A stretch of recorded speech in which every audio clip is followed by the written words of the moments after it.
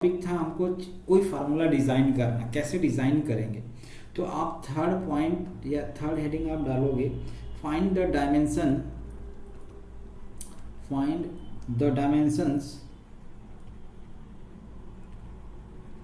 Of A B and C in the equation. जैसे मान लो हमने क्या किया, एक फार्मूला लिखा कोई ऐसे ही, x इज इक्वल टू, है ना, x इज इक्वल टू हमने लिखा A T plus B T square plus मान लो सी टी क्यूब है। ये एक्चुअली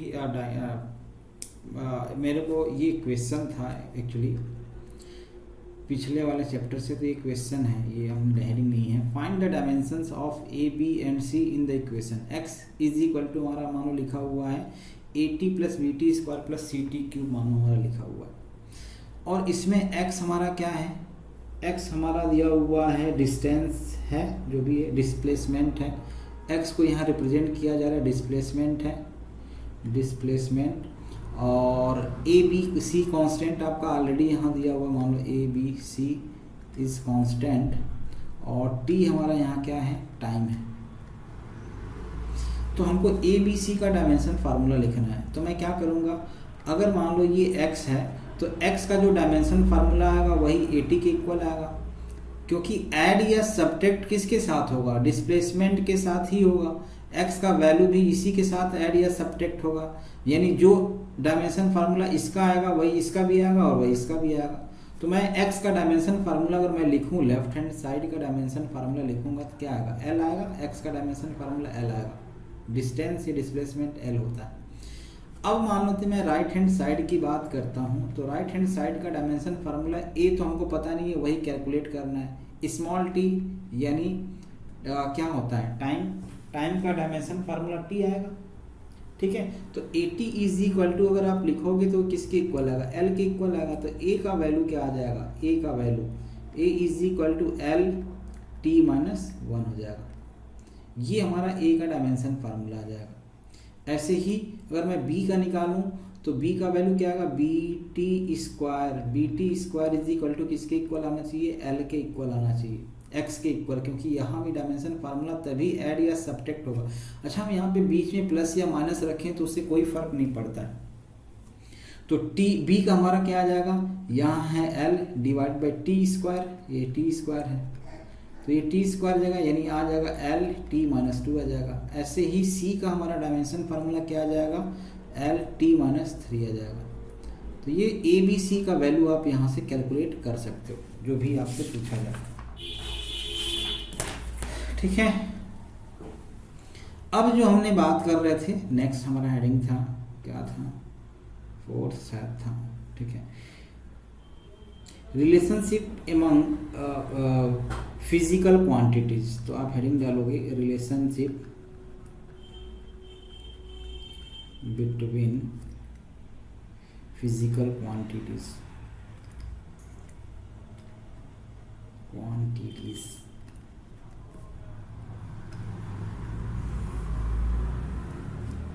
चलो, तो इसके बारे में हम लोग डिस्कस कर लेते हैं। ये हमारा सबसे इम्पोर्टेंट चीज़ है यहाँ पे, वेरी इम्पोर्टेंट। इसमें क्या होता है, जैसे मान लो मैं डायरेक्ट एक क्वेश्चन लेके करता हूँ, ठीक है, मैं इसमें आपको कोई रूल रेगुलेशन वगैरह है नहीं, बस मैं आपको डायरेक्ट क्वेश्चन बता रहा हूँ। लिखा हुआ है कि मान लो द मास टेकिंग, क्वेश्चन क्या दिया हुआ है, taking the mass velocity and radius, ध्यान से समझना इसको, रेडियस एज अ फंडामेंटल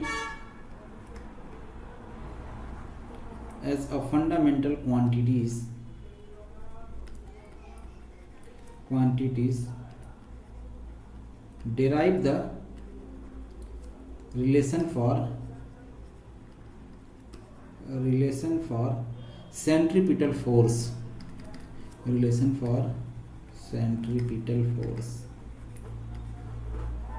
ये हमसे बोला जा रहा है। सेंट्रीपिटल फोर्स के लिए आप रिलेशन बनाइए, डिज़ाइन करिए, या आप एक फार्मूला डिराइव करके बताइए।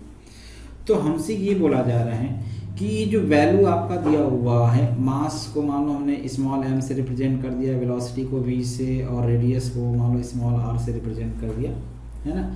तो हमसे ये बोला जा रहा है कि एक सेंट्रीपिटल फोर्स का इनके बीच में रिलेशन बनाइए। F is directly proportional to, मान लेते हैं हमने मास को m ले लिया, वेलोसिटी को v ले लिया, और रेडियस को r ले लिया। तो m का जो एक्सपोनेंट मान लेते हैं हम a ले लेते हैं, v का एक्सपोनेंट b ले लेते हैं, और r का एक्सपोनेंट मान लो हमने c ले लेते हैं। a b c क्या है, कोई कांस्टेंट है। अब यहाँ पे हमको क्या करना है, ये जो लेफ्ट हैंड साइड वाला यानी जिसका वैल्यू हमको निकालना है, रिलेशन किसके टर्म्स में बताना, सेंट्रीपिटल फोर्स का रिलेशन बनाना है किसके टर्म्स में, मास, वेलोसिटी और रेडिएशन के फॉर्म में हमको एक फार्मूला डिजाइन करना है। यानी सेंट्रीपिटल फोर्स का जो वैल्यू आना चाहिए वो एम वी और आर के टर्म्स में आना चाहिए, वो क्या आएगा। तो हम लोग क्या करते हैं, इसके लिए पहले तो हमको एक टर्म्स यहाँ पे पता है, क्या चीज़, फोर्स का अगर मैं आपसे पूछूं तो डायमेंशनल फार्मूला क्या होता है एफ का डायमेंशन फार्मूला जो हमारा होता है वो होता है M L T minus two होता है, M L T minus two, M L T to the power minus two. ये हमने आपको बता दिया था कैसे कैलकुलेट करते हैं, dimensional formula left hand side का। ठीक, अब हम क्या करते हैं, ये मास है m का डायमेंशन फार्मूला क्या होता है, स्मॉल m का डायमेंशन फार्मूला हो जाएगा कैपिटल M। फिर वेलोसिटी v का क्या आ जाएगा, इसके पावर a ले लेते हैं, m के पावर a है तो m के पावर a आ जाएगा। वेलोसिटी v का डायमेंशन फार्मूला क्या होता है, मीटर पर सेकेंड, यानी lt माइनस वन हो जाएगा, और इस टू दी पावर क्या हो जाएगा, b आएगा इसके पावर। और यहाँ स्मॉल r हमने लिया है, स्मॉल r यानी रेडियस आ जाएगा, रेडियस को हम लोग किससे रिप्रेजेंट करते हैं, L से, लेंथ से। तो इसका मतलब ये हुआ कि L टू दी पावर यहाँ पे C आ जाएगा। अब मैंने क्या किया, इसकी वैल्यू को, ये लेफ्ट हैंड साइड है और ये राइट हैंड साइड है, तो मैं क्या करता हूँ, इक्वेट कर देता हूँ। जब भी कोई प्रोपोर्शनलिटी को हम लोग हटाते हैं तो मैं क्या करता हूँ, ये हम लोग क्या करते हैं, कोई कांस्टेंट यहाँ पे रखते हैं, कोई भी मान लेते हैं, प्रोपोर्शनल होता है कोई वैल्यू, तो उसको इक्वलिटी में लगाते हैं। लगाने का मतलब ये हुआ कि उसका कोई ना कोई कांस्टेंट वैल्यू आएगा। तो एक कांस्टेंट हमने k ले लिया, इसको आप लोगे तो m की पावर a, v की पावर b और r to the power c ऐसे आ जाएगा। अब हमारा डायमेंशन फार्मूला का कंपैरिजन वाला काम आएगा। मतलब फोर्स का डायमेंशन फार्मूला क्या है, M L T minus two, इधर कोई कांस्टेंट k है। m का डायमेंशन फार्मूला कैपिटल M की पावर a मान लो हमने ले लिया, और फिर वेलोसिटी v वाला क्या आएगा, L की power b t to the power minus b। इसको अंदर में मल्टीप्लाई करके लिख रहा हूँ ना यहाँ पे, ठीक है, पावर है तो मल्टीप्लाई हो जाएगा, L की पावर b हो जाएगा, t की पावर माइनस b हो जाएगा, और L की पावर c मतलब यहाँ पे आ जाएगा L की पावर c, ऐसे आ जाएगा। ये हमने सबको एक साथ लिख लिया। ऐसा लिखा क्यों एक साथ, ऐसा इसलिए लिखा कि अगर मान लो k सेम, k कहीं और आ रहा है, यहाँ पे और k है नहीं, वैसे मतलब m है नहीं, तो m नहीं है तो सिर्फ सिंगल टर्म सारा m की पावर है। l यहाँ पे दिख रहा है मेरे को, और यहाँ दिख रहा है, कहाँ दिख रहा है, ये दिख रहा है और ये दिख रहा है, l के पावर b और l के पावर c है। तो मैं इसको कैसे लिखूंगा, मैं इसको लिख दूंगा l to the power b plus c लिख देता हूँ। पावर ऐड होता है, जब बेस सेम होता है तो पावर ऐड हो जाता है। बेस सेम मतलब मान लो x की पावर 2 है और ये x की पावर 3 है, तो जब मल्टीप्लाई में होता है तब पावर ऐड हो जाता है, यानी x की पावर 2 प्लस 3 हो जाता है। तो क्या होता है, मल्टीप्लाई नहीं होता है ना, एक्सपोनेंट, x की पावर 5 हो जाएगा, ऐसे हो जाता है। तो पावर ऐड हो गया, l की पावर b, l की पावर c है, तो जो एक्सपोनेंट है वो ऐड हो जाएगा। तो l की पावर b हो गया, फिर t की पावर माइनस b आ जाएगा, m l t आ गया, और इधर क्या है, m l t to the power minus 2। अब क्या करो, इनके सारे एक्सपोनेंट को कंपेयर कर लो, किससे, m की पावर a है और यहाँ पावर कुछ नहीं दिया हो तो 1 दिया है, यहाँ l का पावर कुछ नहीं मतलब 1 दिया हो, तो a का वैल्यू क्या आ जाएगा, 1। m का पावर इधर a है इधर 1 है, तो a का वैल्यू 1 हो जाएगा। और b को अगर मान लो आप यहाँ से कंपेयर करोगे, t के पावर इधर माइनस b दिया हुआ, यहाँ माइनस 2 दिया हुआ, तो b का वैल्यू क्या हो जाएगा, 2। थर्ड वाला b प्लस c का वैल्यू किसके इक्वल आएगा, 1 के, और b का वैल्यू आप तीसरे वाले टर्म से निकाल चुके हो, तो b का वैल्यू यहाँ रख दो, 2 plus c is equal to 1, यानी c is equal to 1 minus 2 यानी माइनस 1 आ जाएगा। तो अब आपने सारी वैल्यूज कैलकुलेट कर लिया। अब जब कैलकुलेट कर लिया तो हमको क्या करना है, रिलेशन बनाना है। तो रिलेशन बनाना है, a b c का वैल्यू मिल गया, इसी में पुट कर दो। ये सारी चीज़ें हमने क्यों किया, हमको ए बी सी का वैल्यू कैलकुलेट करना था। तो F is equal to K M to the power A, M to the power A यानी 1, और V to the power B, B यानी 2, और R to the power C यानी -1। तो कितना आ जाएगा, के एम वी स्क्वायर, पावर -1 है मतलब नीचे में आ जाएगा, M V square divide by R हो जाएगा। ठीक, तो ये हम लोग क्या करते हैं, एम वी स्क्वायर के into M V square divide by R लिखते हैं। यही हमारा सेंट्रीपिटल फोर्स का फार्मूला बन जाता है। और हमारे में आप और साइंटिस्ट में क्या डिफरेंस है, बस यहाँ रह जाएगा के का वैल्यू फाइंड आउट करना। वो लोग क्या करते हैं ना, बार बार किसी सर्कल्स में ले करके और मास रखेंगे, वेलोसिटी से घुमाएंगे, एक सर्कुलर रेडियस मेजर करेंगे और उस कितना फोर्स लग रहा है के का वैल्यू कैलकुलेट करेंगे। तो वो साइंटिस्ट बन गए और हम लोग स्टूडेंट और टीचर रह गए बस। तो हमारे में उनके में ये अंतर है। अब आप भी कर सकते हो, क्या करना, घर में जाके चेक करना। लेकिन फोर्स कैलकुलेट करने के लिए यहाँ पे एक धागा लेना, रस्सी छोटा सा, इसमें 1 kg, हाफ kg का, 2 ग्राम 3 ग्राम का एक मास मेजर करना और उसको गोल गोल घुमाना, गोल गोल घुमाना। अब लेकिन ये है कि आपके पास वो सारी डिवाइसेस होनी चाहिए कि उसमें फोर्स कितना लग रहा है, आपके उंगली पे फोर्स कितना लग रहा है। ऐसे ऐसे घुमाओगे तो फोर्स कितना लग रहा है, रेडियस, सर्कुलर शेप यानी ये रेडियस कितना आ रहा है, तो रेडियस कितना आएगा, यहाँ पे आर कितना है, मास कितना, ये जो बॉडी है उसका मास कितना है ना, वेलोसिटी, किस वेलोसिटी से आप इसको रोटेट कर रहे हो, तो आपको ये फोर्स पता चल जाएगा, फोर्स कितना लगेगा। तो फिर वहाँ से ये लोग कई सारे एक्सपेरिमेंट कर करके कांस्टेंट का वैल्यू निकाल लेते हैं। तो उन लोगों ने कांस्टेंट का वैल्यू निकाल करके बताया, उन्होंने बताया, हम लोगों ने नहीं बताया, हमें नहीं पता। हमको जितना पता करना था ये हमने बता लिया। तो उन्होंने ये लोग बताया कि के का वैल्यू आप 1 लिख सकते हो, तो के इज इक्वल टू 1 आप लिख सकते हो। फार्मूला जो जनरली होता है सेंट्रीपिटल फोर्स का mv square divide by R होता है। तो एक्चुअली जो क्वेश्चन पूछा जाएगा सिर्फ आपको यहीं तक पूछा जाएगा, इससे आगे आपको टेंशन लेने की जरूरत नहीं है। mv square divide by R derive करके बता देना, ठीक, इससे आगे नहीं पूछा जाएगा। अब मान लो मैं आपसे एक क्वेश्चन इसी पैटर्न पे आपको दे देता हूँ, आपको करने के लिए, प्रैक्टिस के लिए, मैं बताऊँगा नहीं। क्वेश्चन दिया हुआ है, मान लेते हैं फोर्स F, लेंथ, ये F फोर्स को F से रिप्रेजेंट किया जा रहा है, लेंथ को इसमें कैपिटल L से रिप्रेजेंट किया जा रहा है, एंड टाइम है कैपिटल T से रिप्रेजेंट किया जा रहा है। आर चूजन, ये सारे तीनों टर्म्स चूज किए जा रहे हैं एक साथ। R chosen as the fundamental quantities,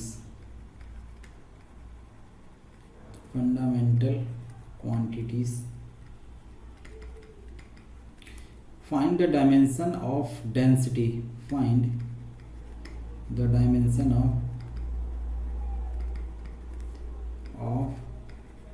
density.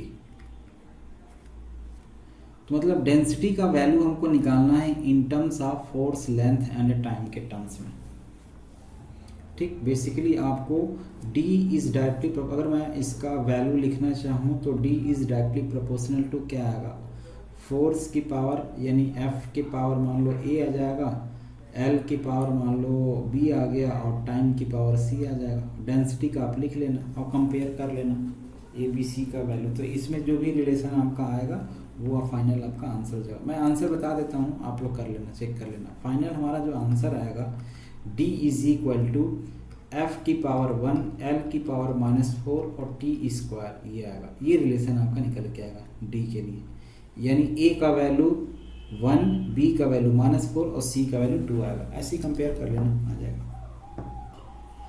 I hope आपको समझ में आ गया, क्लियर है, ठीक है। अब आ जाते हैं different type of variables and constant. ये हमारा आखिरी टॉपिक था इसमें का, खासतौर से जो मेजरमेंट में खासतौर से। अब बेसिकली हमारा टॉपिक स्टार्ट होने जा रहा है, एक छोटा सा टॉपिक बचा हुआ है, इसको मैं बता देता हूँ, उसके बाद हम लोग ईरर शुरू करेंगे। तो नेक्स्ट आप हेडिंग डालोगे different type of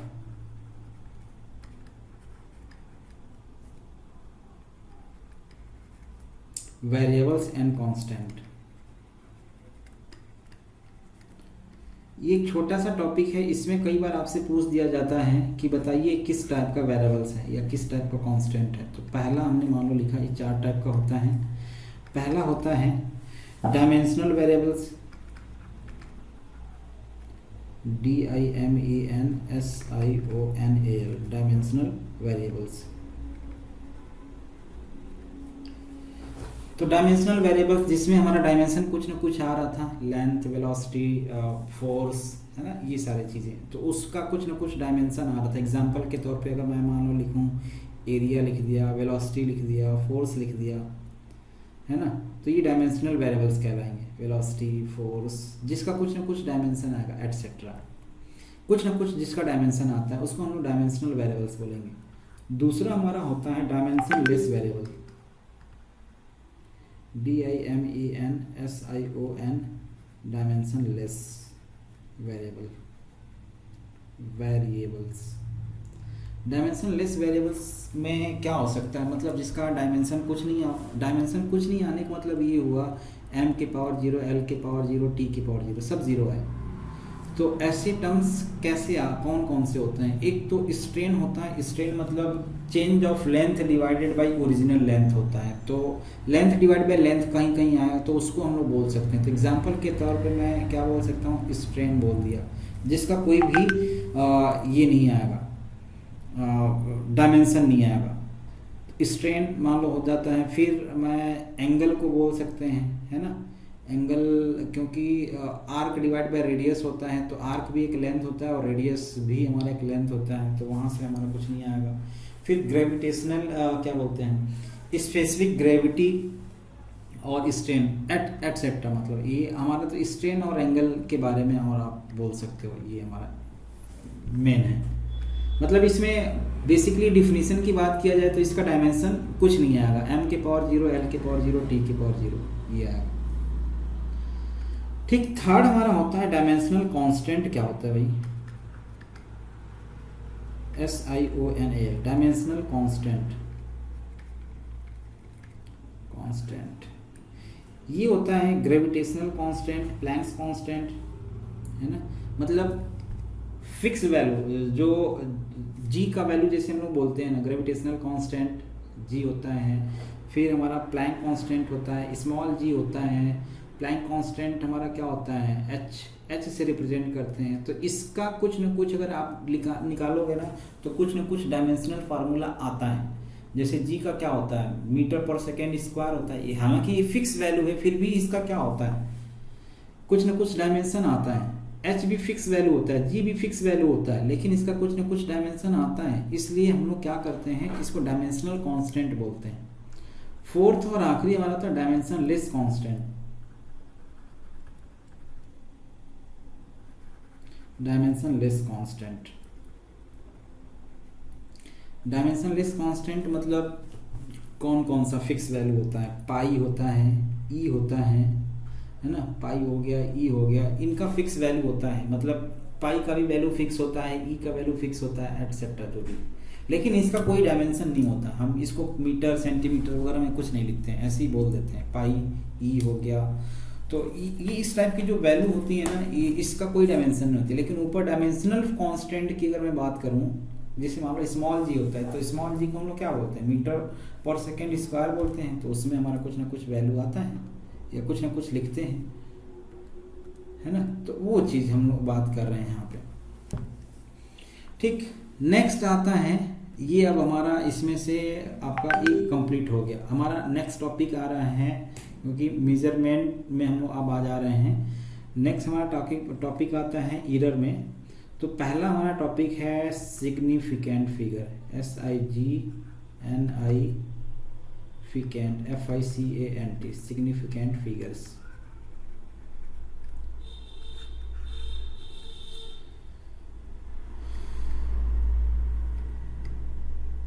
significant figure क्या होता है? इसमें क्या होता है कि जैसे अगर मान लो मैं डेफिनेशन की बात करूं तो the significant figures are normally those digits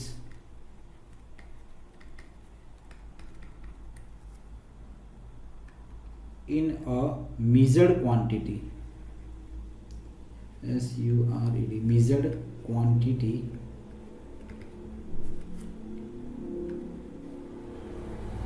which are known,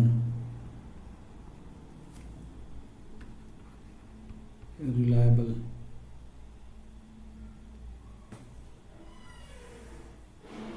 RELIAB, reliable, plus one additional digit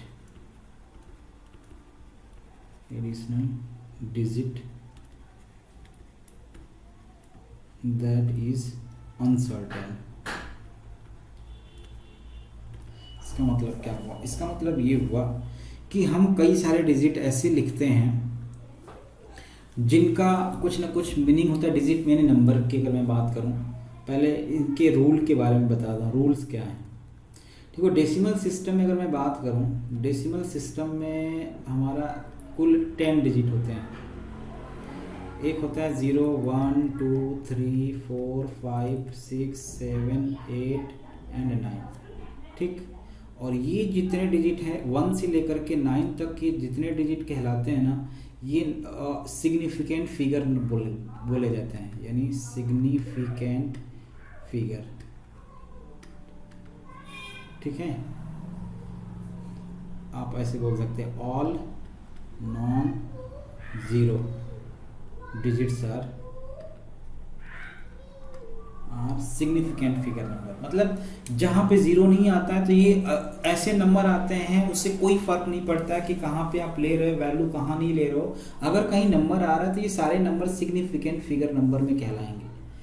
बात आती है हमने जीरो की, जीरो भी कंसीडर किया जाता है, लेकिन अब ये डिपेंड करता है कि जीरो को आप कहाँ रख रहे हो, कौन से प्लेस पे रख रहे हो।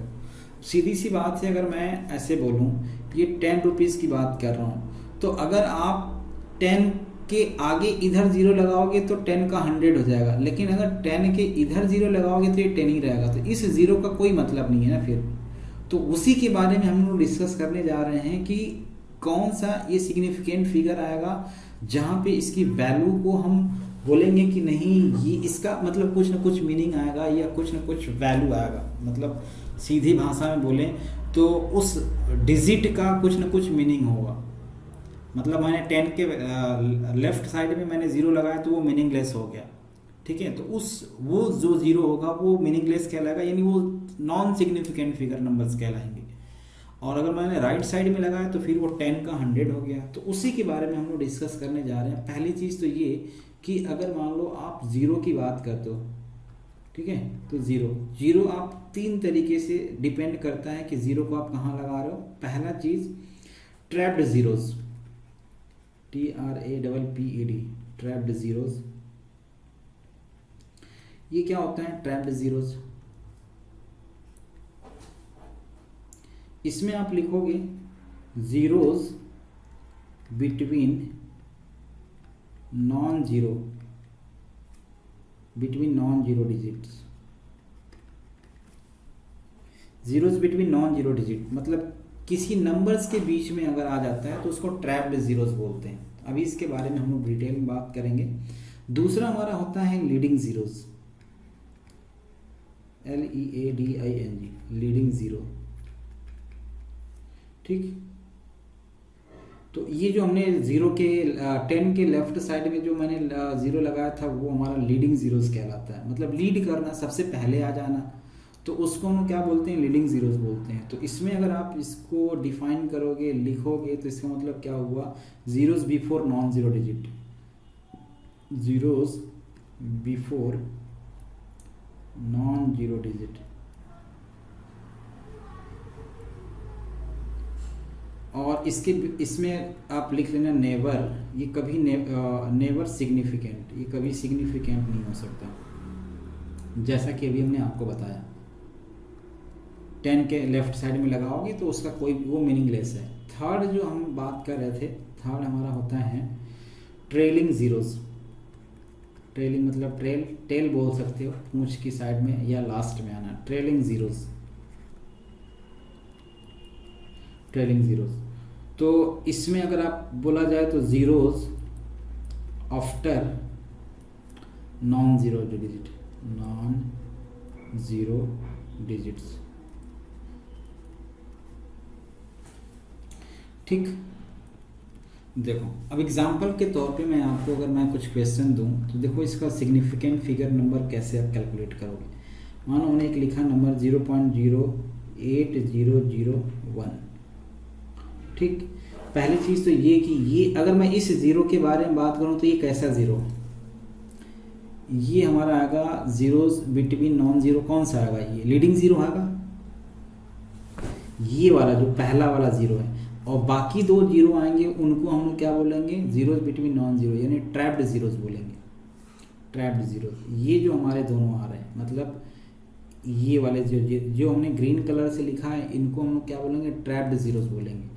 और मान लो हमने ये जो येलो कलर से ज़ीरो बनाया है ये वाला, ये और ये दोनों, तो ये हमारे क्या कहलाएंगे, लीडिंग जीरोज कहलाएंगे। और ये कभी भी सिग्निफिकेंट नंबर में नहीं आएंगे। अच्छा, सिग्निफिकेंट नंबर मतलब ऐसे नंबर जिनका कुछ ना कुछ वैल्यू लिख सकते हैं, मतलब जो मीनिंगफुल हो। तो मीनिंगफुल हो तो इसमें अगर मेरे से सिग्निफिकेंट नंबर पूछा जाएगा तो बस डिजिट काउंट करना है। जो मीनिंगफुल मतलब जिनकी काउंटिंग से हम कुछ ना कुछ डिजिट बना सकते हैं, ऐसे बोल सकते हो। तो कितने नंबर हैं, एक तो 8 आएगा, फिर 0 आएगा, फिर 0 आएगा, फिर 4 आएगा। तो इसका सिग्निफिकेंट नंबर क्या होगा, 4 आ जाएगा। ये पहला मान लो हमारा क्वेश्चन है। दूसरा मान लो मैंने आपको दिया जस्ट सपोज 0.00230 पॉइंट है, ये 0.00230 दे दिया। तो इसका सिग्निफिकेंट नंबर क्या आएगा, 3 आएगा।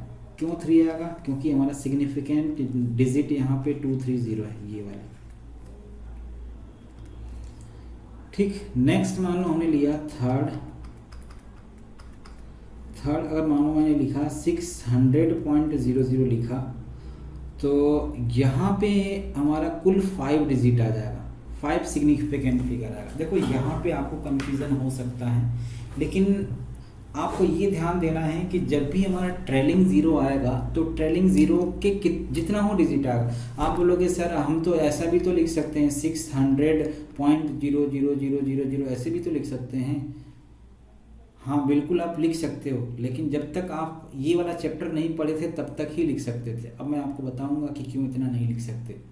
अभी मैं आपको, अब जब हम अभी आगे आएंगे तो सिग्निफिकेंट फिगर का मतलब ये हुआ कि हम कितने डेसिमल प्लेस तक लिखते हैं, इस बात पे भी डिपेंड करता है कि बाकी डिजिट क्या लिखा हुआ है। अगर ये ऐसे लिखा हुआ है तो आप अपने अलग से कुछ इसमें इंक्लूड नहीं करोगे, ये सारे काउंट किए जाएंगे। 600.00, तो इसमें सिग्निफिकेंट फिगर डिजिट हमारा क्या आएंगे, 2 जीरो इधर, यानी ट्रेलिंग जीरोज भी, और फिर हमारा ट्रैप्ड जीरोज भी आएगा, और उसके बाद 6 है। तो कुल हमारे सिग्निफिकेंट फिगर आपका 5 आएगा।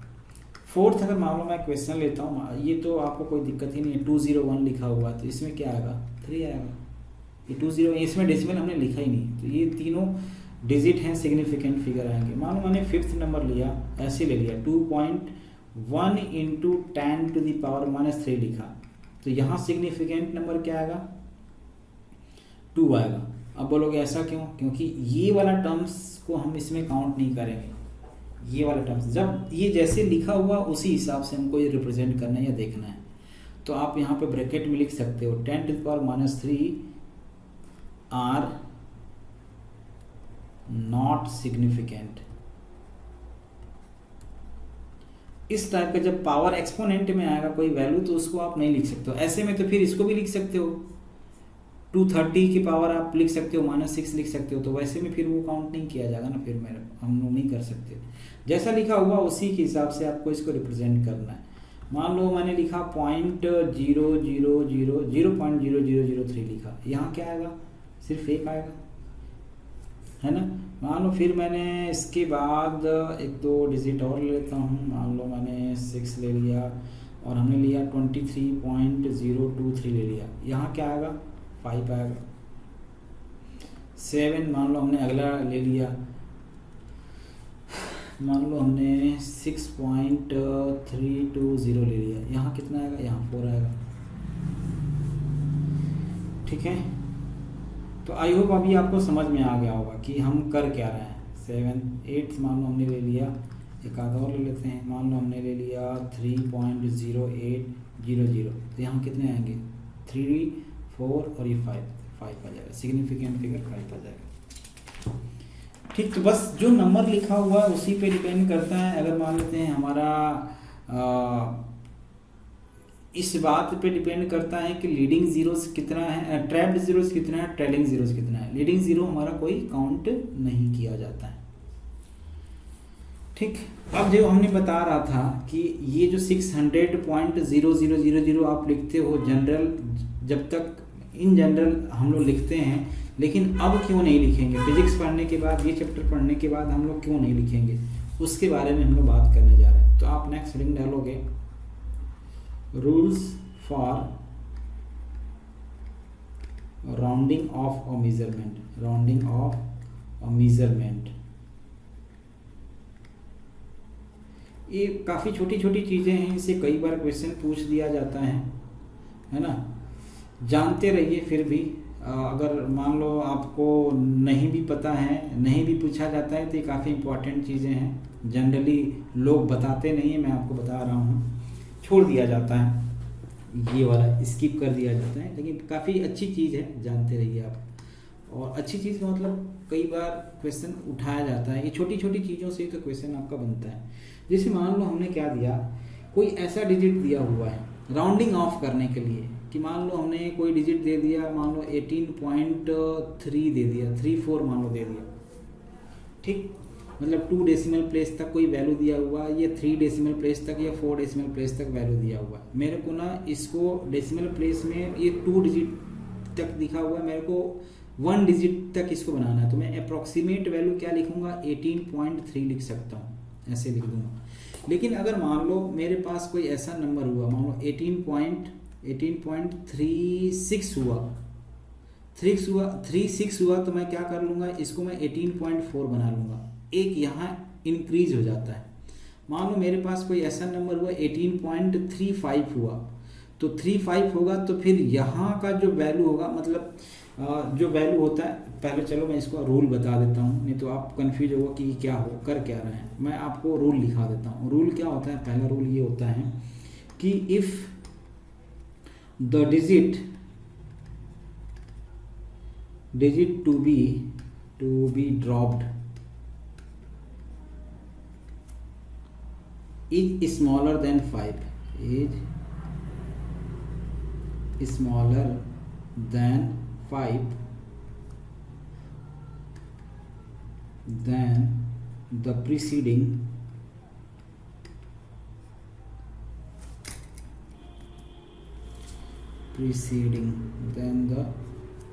digit is left unchanged.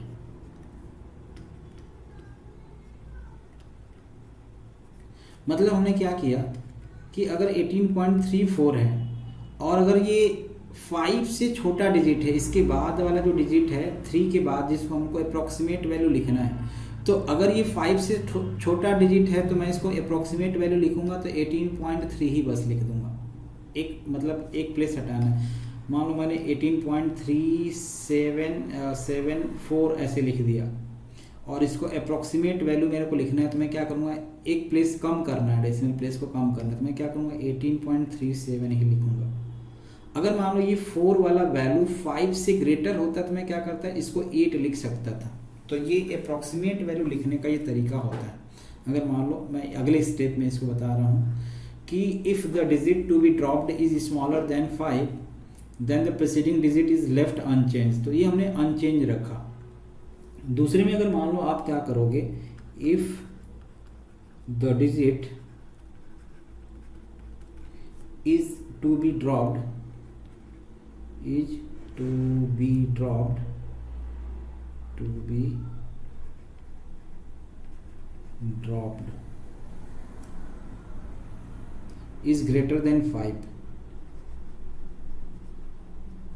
is greater than 5, तो क्या करोगे, देन प्रीसीडिंग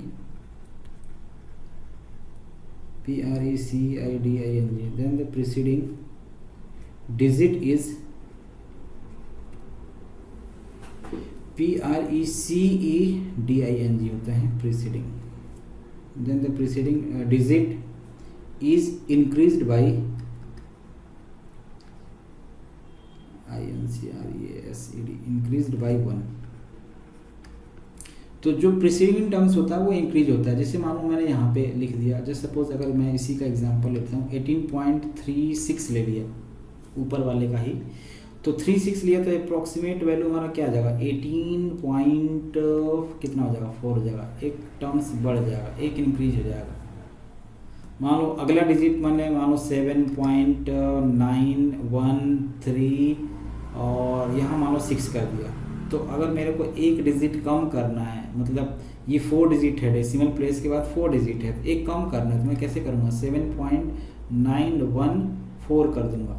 फिर एक और कम करना है, मान लो अप्रोक्सीमेट वैल्यू और कम करना है तो मैं क्या करूँगा 7.91 ही रहने दूंगा, क्योंकि इसके बाद वाला जो डिजिट है वो क्या है, वो 5 से छोटा है। फिर इसके बाद अगर मैं लिखूँगा तो 7.9 ही लिखूँगा अप्रोक्सीमेट वैल्यू, इसके आगे नहीं करेंगे। अप्रोक्सीमेट वैल्यू अगर बहुत ज़्यादा अप्रोक्सीमेशन कर दोगे तो फिर क्या होगा, कुछ ज़्यादा ही वैल्यू चेंज हो जाएगा। तो इसलिए आप इसको कई बार कहीं कहीं जैसे लिखा जाता है ना 9.8 को आप लिखते हो ना अप्रोक्सीमेट वैल्यू 10 लिखते हो ना, ये जी का वैल्यू जो होता है तो वैसे ही लिखा जाता है इसी हिसाब से। तो कहीं कहीं हो सकता है आप इसको 8.0 लिख सकते हो जहाँ पे ज़्यादा इफेक्ट ना पड़ता हो कि इस चीज़ का, तो आप लिख सकते हो यहाँ पे भी। तो करते करते हमारा वैल्यू क्या था 7.9136 था और हमने इसको ला दिया 8 कर दिया। तो जहाँ पे काफ़ी डिफिकल्ट कैलकुलेशन आ रहा है तो आप कर सकते हो इस टाइप से, आप अप्रोक्सीमेट वैल्यू आएगा, कोई फ़र्क नहीं पड़ता। ठीक, बहुत ज़्यादा फर्क नहीं पड़ेगा, फर्क तो पड़ेगा जहाँ पे काफ़ी ज़्यादा कैलकुलेशन रहेगा तो आप इस तरीके से अप्रोक्सीमेट वैल्यू करके और स्मार्ट अप्रोच लगाते हैं। टाइम बचाना है तो हम इस तरीके से कर सकते हैं जहाँ कैलकुलेशन ज़्यादा होता है। डेसिमल का वैल्यू आ रहा है तो डेसिमल आ रहा है। देखो इसके बाद अगर मान लो क्या होगा, ये तो हमने बोल दिया कि चलो आपने 5 से ग्रेटर हुआ 5 से लेस हुआ तो आपने एक इंक्रीज किया एक डिक्रीज कर दिया। क्या होगा जब 5 होगा तब, मान लो 5 ही एग्जैक्ट वैल्यू 5 ही रहा तब क्या करेंगे। तो मान लिया हमारे पास एक डिजिट आ रहा है 144.45 मान लो आ गया। ठीक, तो अब ये इस बात पे डिपेंड करता है कि इधर वाला जो डिजिट अगर ये 5 आ रहा है तो इसके प्रीसीडिंग टर्म्स जो प्रीवियस टर्म्स है वो क्या आ रहा है। अगर प्रीवियस टर्म्स मान लो इवन आ रहा है, इवन 5 के, ठीक है, ये कब मैं कर रहा हूँ जब 5 से ग्रेटर या लेस ना होकर के सीधे 5 आ जा रहा है। तो अगर ये इवन आ रहा है, 4 क्या है इवन नंबर है, तो अगर इवन नंबर है तो फिर क्या होगा, ये जो डिजिट होगा अनचेंज्ड रहेगा, अनचेंज्ड मतलब 144.4, ये हम अप्रोक्सीमेट वैल्यू लिख देंगे।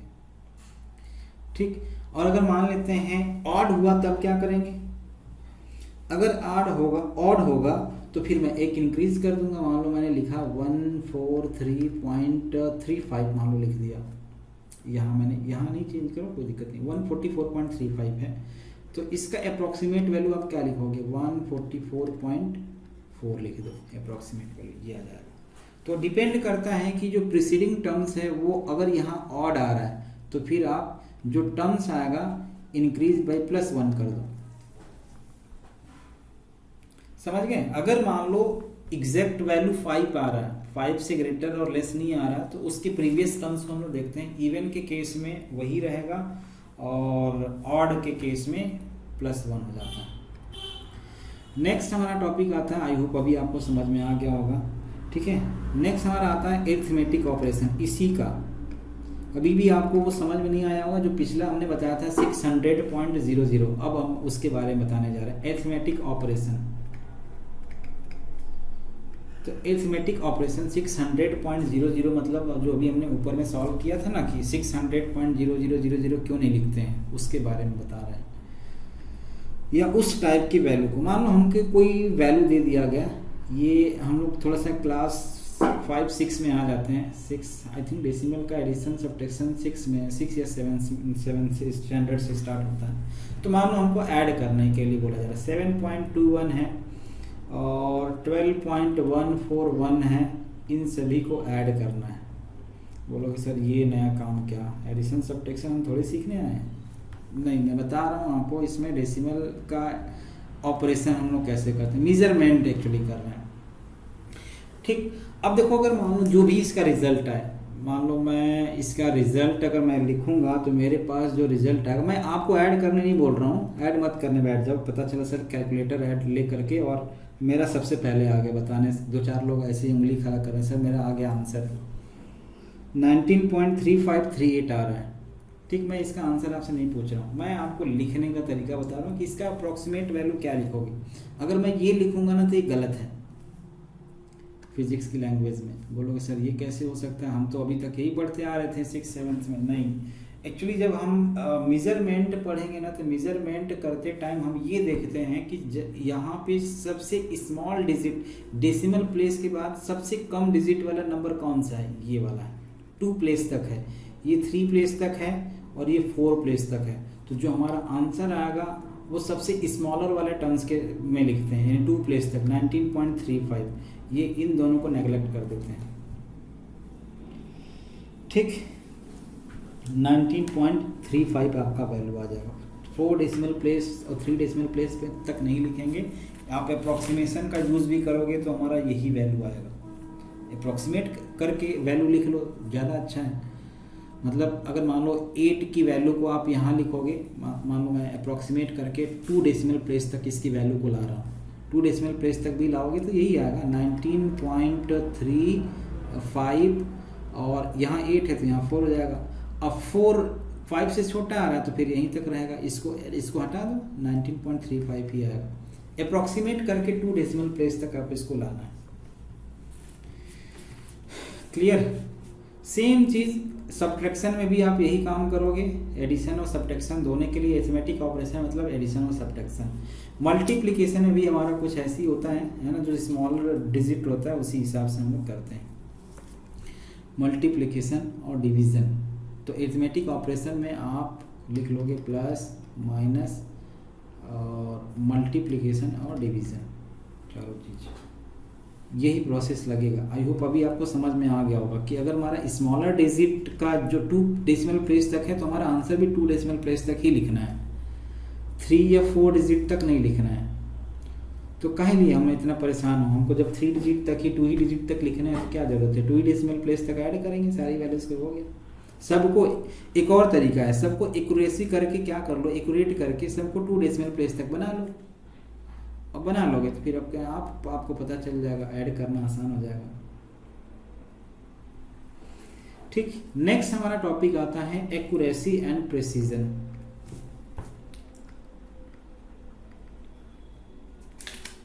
एक्यूरेसी एंड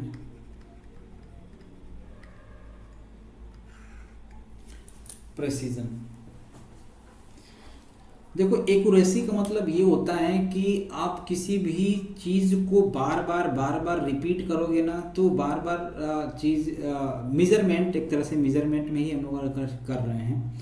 तो इसका मतलब ये होता है कि जो आप किसी भी वैल्यू को मेजर कर रहे हो, बार बार कर रहे हो तो हमेशा वही आए।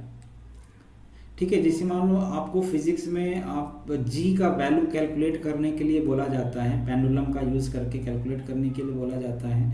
तो जब आप उस चीज़ को एक्सपेरिमेंट करोगे ना तो इसका मतलब ये हुआ कि अगर वो 9 पॉइंट समथिंग आ रहा है तो इसका मतलब ये हुआ कि जो आप एक्सपेरिमेंट कर रहे हो, कैलकुलेट कर रहे हो, वो सही आ रहा है, एक्यूरेट आ रहा है, वैल्यू आ रहा है। देखो, प्री डिफाइंड वैल्यू 9.8 है और बार बार आप रिपीट कर रहे हो, कैलकुलेट कर रहे हो, तो आप इसका वैल्यू वही आने का मतलब ये हुआ कि आप एक्यूरेसी के साथ उस चीज़ को कैलकुलेट कर रहे हो। मतलब इन्वायरमेंट का कंडीशन भी देख रहे हो, जो धागे की लंबाई है उसको भी आप हर चीज़ एक्यूरेसी के साथ कर रहे हो, तो वो चीज़ कहलाता है।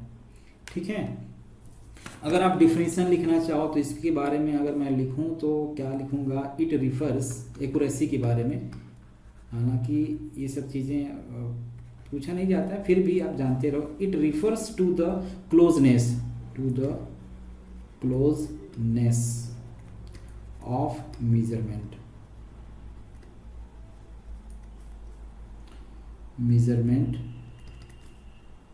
टू द ट्रू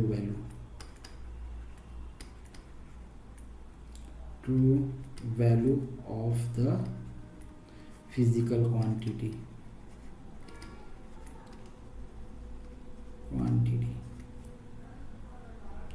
ठीक। और एक्यूरेसी क्या होता है?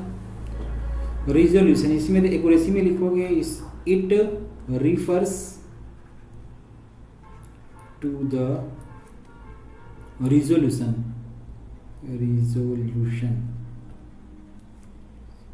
और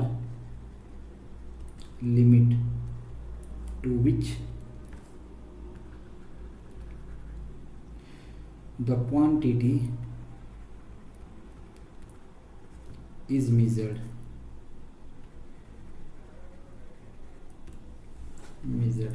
देखो प्रिसीजन का मतलब ये हुआ कि अगर मान लो डेसिमल के 5 प्लेस कोई 2 वैल्यू मान लो हमारे पास दिया हुआ है, एक मैंने लिखा 9.8134 लिखा और एक हमने लिखा 9.81 लिखा, ऐसे।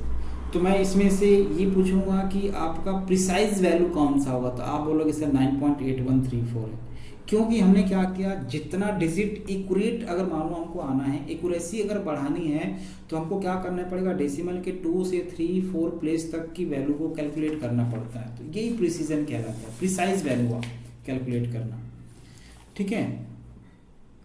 जितना एक्यूरेसी के साथ वैल्यू हमारा आ जाता है, एक्यूरेसी का मतलब, एक्यूरेसी में हमारा क्या होता है, क्लोजनेस, जो भी बार बार वही मेजरमेंट हमारा ट्रू वैल्यू आने का मतलब ये हुआ, यहाँ हमने ट्रू वैल्यू लिखा हुआ है, ट्रू वैल्यू आने का मतलब बार बार वही वैल्यू आना, 9.81। और एक्यूरेसी का मतलब ये हुआ कि आप डेसिमल जो भी रिजल्ट आ रहा है, डेसिमल के 2 प्लेस, 3 प्लेस, 4 प्लेसेस तक जो भी हमारा वैल्यू आ रहा है वो थोड़ा सा प्रिसाइज वैल्यू आएगा, ठीक है। जैसे मान लो हम लोग क्या करते हैं, हमने ईरर में अभी हम इसके बारे में बात करेंगे। जस्ट सपोज किसी मान लो मैं किसी गर्ल्स का एग्जांपल लेके चल रहा हूँ, तो उसकी हाइट छोटी है, आप लोग कोई ये मत लेना, ठीक है। हाइट छोटी है तो हमने क्या किया, ऐसे ही घर में रैंडमली मेजर किया, उन्होंने अपना हाइट मेजर किया तो चलो कुछ और आया, और फिर अब जा करके मार्केट में हाई हील्स का सैंडल पहन लिया और उसके बाद मेजर किया तो क्या आया, उसका जो मेजरमेंट था वो थोड़ा सा बढ़ गया। तो प्रिसाइज वैल्यू अगर हम पूछेंगे तो एक्चुअल हाइट क्या माना जाएगा, बिना हाई हील्स के हैंडल के सैंडल के हैंडल सॉरी हाई हील्स की सैंडल के जो हम वैल्यू मेजर करेंगे वो ना हमारा प्रिसाइज वैल्यू कहलाएगा। आप इतने ऊंचे ऊंचे सैंडल पहन करके और अपना हाइट बढ़ा लिए तो फिर क्या मतलब हुआ, तो वो कोई मतलब का नहीं कहा जाएगा, ठीक है। तो प्रिसाइज वैल्यू वही होगा जो बिना आपके ये सैंडल वगैरह के आप मेजर कर रहे हो, वो प्रिसाइज वैल्यू कहलाएगा। और एक्यूरेट वैल्यू एक्यूरेसी के साथ, अब उसमें भी ये एक्यूरेसी कहलाएगा। प्रिसाइज वैल्यू का मतलब ये हो कि हमारे पास कई छोटी छोटी मेजरमेंट की डिवाइसेस होती हैं, जैसे वर्नियर कैलिपर्स हो गया, है ना, और छोटी छोटी और लेंथ जैसे माइक्रोन वगैरह का जो हम लोग इसमें मेज़र किया जाता है, जो माइक्रोस्कोप वगैरह में मेज़र किया जाता है, तो उसको मेज़र करने के लिए और छोटी छोटी डिवाइसेस आ जाती हैं। तो वो चीज़ हम यहाँ पे बात कर रहे हैं। तो जितनी छोटी छोटी डिवाइसेस मेज़र करोगे वो प्रिसाइज वैल्यू होता जाता है। नेक्स्ट हमारा आपका टॉपिक आता है इरर। इरर क्या होता है, ठीक। इरर के बारे में ये होता है कि अगर कोई वैल्यू, मैं डायरेक्ट फार्मूला ही लिख देता हूँ इसमें, इरर इज इक्वल टू क्या होता है, ट्रू वैल्यू। ट्रू वैल्यू मतलब अगर मान लो मैं एग्जांपल के तौर पे लिखूं, divided by true value minus measured value. तो अगर मान लिया सेम चीज, फिर से वही एग्जांपल भी आप अपने दिमाग में बैठा सकते हो कि ट्रू वैल्यू क्या है, एक्चुअल हाइट क्या है, और फिर ये मेजर्ड हाइट क्या आ रहा है, बढ़ा करके अलग से एक्स्ट्रा किसी को स्टूल पे खड़ा करके मेजर कर रहे हो, और फिर ट्रू वैल्यू क्या है, एक्चुअल हाइट, और जो मेजर कर रहे हैं वो कुछ बढ़ जा रहा है या ज़्यादा हो रहा है, तो वो इरर कहलाएगा। एक्चुअली इरर क्या होता है ना, ये ह्यूमन बीइंग के द्वारा मेजर किया जाता है। इरर दोनों तरीके से हो सकता है, या तो हमने जैसे हाइट बढ़ा दिया वो हो सकता है, या हम क्या किए, जो जिस डिवाइस से हम चीज़ों को मेजर कर रहे हैं, मतलब हाइट मेजर कर रहे हैं या वेट मेजर कर रहे हैं, तो वो इरर क्रिएट किया जा सकता है। ऐसे समझ लो कि अगर मान लो हम वेट मेजर कर रहे हैं तो हमारे पास एक डिजिटल मीटर है और तराजू वाला है। कई जगह आप सब्जी वगैरह लेने जाते हो तो क्या होता है, कई लोग डिजिटल मीटर रखते हैं और कई लोग तराजू वाला रखते हैं। तो तराजू वाले में क्या करते हैं, जो बाट वाला होता है उसको घिस देते हैं ताकि वेट कम हो जाए। तो वो क्या हुआ, बाई यूज इरर कर रहा है, किया जा रहा है बाई यूजिंग ह्यूमन बीइंग।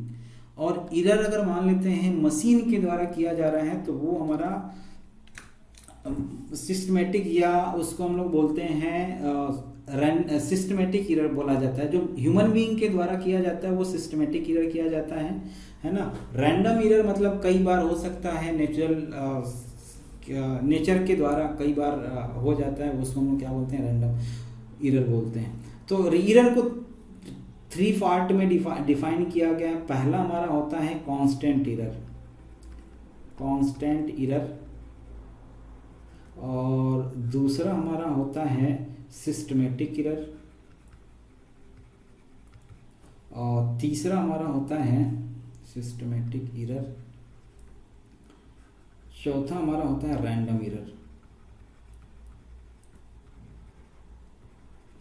ठीक, अब इनके बारे में अगर मैं बात करूं कि हो सकता है कई बार आप कांस्टेंट इरर का मतलब ये हुआ कि कोई भी चीज़ जो हम कैलकुलेशन करना मान लो सिखा रहे हैं, 2.2 × 3 = 6 होता है, किसी को टेबल ही नहीं आता है तो बार बार 5 ही लिख रहा है, 2 के टेबल को उसने गलत पढ़ा हुआ है, तो वो क्या करेगा, बार बार वही गलती करेगा जो हमेशा से करते आ रहा है, तो वो हमारा कांस्टेंट इरर कहलाएगा। ठीक है। सिस्टमेटिक इरर क्या होता है, हमने जैसा कि अभी बताया, ये सिस्टमेटिक इरर दोनों पॉजिटिव भी हो सकता है और नेगेटिव भी हो सकता है। ठीक है, दोनों तरीके का हो सकता है। जैसे मान लो हम लोग क्या करते हैं सिस्टमेटिक इरर में, जैसा कि हमने आपको अभी बताया, क्या चीज़ बताया कि जो आप सब्जी वगैरह या कुछ लेने जाते हो तो सिस्टमेटिक सिस्टम के द्वारा इरर किया जा रहा है, बाट को घिस दिया और जानबूझ करके 1 kg की बजाय आपको 950 ग्राम दे रहा है। ठीक है, तो वो सिस्टमेटिक इरर हो गया। रैंडम इरर मतलब जो डिजिटल सिस्टम आता है उसमें कुछ इलेक्ट्रॉनिक डिवाइसेस हैं, उसमें कुछ प्रॉब्लम होने की वजह से हो सकता है इरर बताता है, तो वो हमारा क्या हो जाता है, रैंडम इरर हो जाता है। कई बार सही होता है, कई बार गलत हो जाता है, तो वो हमारा रैंडम इरर कहलाता है। इनके बारे में और हम लोग डिटेल में बात करेंगे नेक्स्ट लेक्चर में, क्योंकि ये काफ़ी सारा हमने इसमें हालांकि डेफिनेशन वैसे बता दिया, बस इसके बारे में जानते रहो। नेक्स्ट आप हेडिंग डाल के छोड़ देना क्या चीज़, एब्सोल्यूट इरर, रिलेटिव इरर और परसेंटेज इरर। नेक्स्ट हमारा टॉपिक रहेगा एब्सोल्यूट इरर। ये सब क्या होते हैं, absolute error, relative error and percentage error. और मैं आपको ये गारंटी दे सकता हूँ कि जो चीज़ें मैंने आपको बताया इनसे अलग, चाहे आप जेईई के लिए पढ़ रहे हो, चाहे नीट के लिए पढ़ रहे हो, एक क्वेश्चन भी इससे बाहर का नहीं आएगा, गारंटी दे रहा हूँ। तो क्योंकि मैं हर एक छोटी छोटी चीज़ को कवर कर रहा हूँ, और इससे आपको चाहे कोई भी आप बुक, हमने डीपीपी में भी आपको दिया जाएगा, जो भी आपको मिलेगा उससे सारे क्वेश्चन आप बना सकते हो। ठीक है, आप ट्राई करना, प्रैक्टिस करना, आपसे सारे क्वेश्चन बनेगा। ठीक है, तो आज के लिए बस इतना ही। बाकी नेक्स्ट लेक्चर में हम लोग इसके बारे में पढ़ेंगे, absolute error, relative error and percentage error. ठीक।